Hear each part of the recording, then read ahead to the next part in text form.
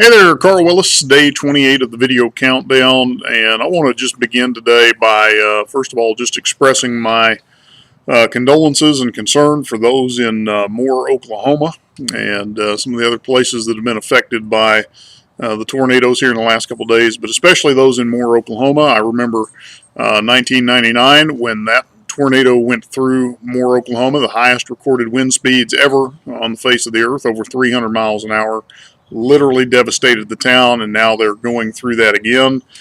My wife and I went through a tornado in Hoisington, Kansas in 2001. It was an F4 tornado, and watched it destroy a third of the town and uproot our lives as well. So anytime I see that, not only does my heart go out, but it brings back a lot of memories of our own process of recovery and what that went through. So my prayers certainly go out to the families who've lost loved ones, and to those who really have lost everything. So that's where I want to begin today, is just bringing that up to speed. Decided to work outside today. The stormy weather is moved on finally. It's a little overcast, but very comfortable, so I wasn't going to waste that indoors. Decided it was time to come out and get a little vitamin D, but of course, having a shiny head, put a hat on as well. So, but what I want to get into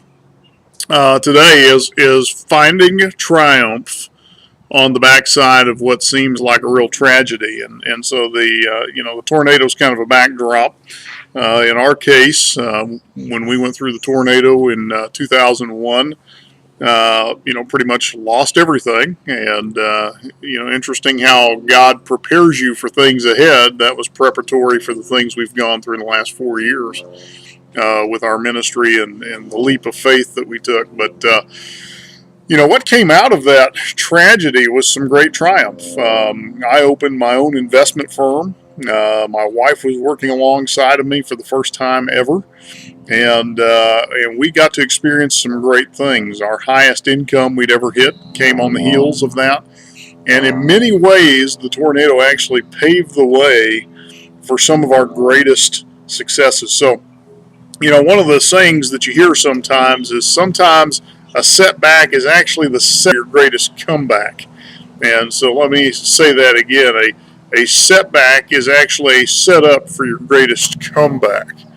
And so if you're facing some defeat right now, if you're going through some of the worst crisis you could ever imagine, I just want to remind you that doesn't mean you're defeated. Your circumstance is merely where you are on the map at any given point in time. It does not define who you are as a person. And so if you will look at whatever setback you may be facing is truly a setup for your greatest comeback, you will begin to see the opportunities that are within those circumstances. This is an issue of reframing the situation in your mind. It's not what I am without or what I'm lacking, but it's what is there in front of me.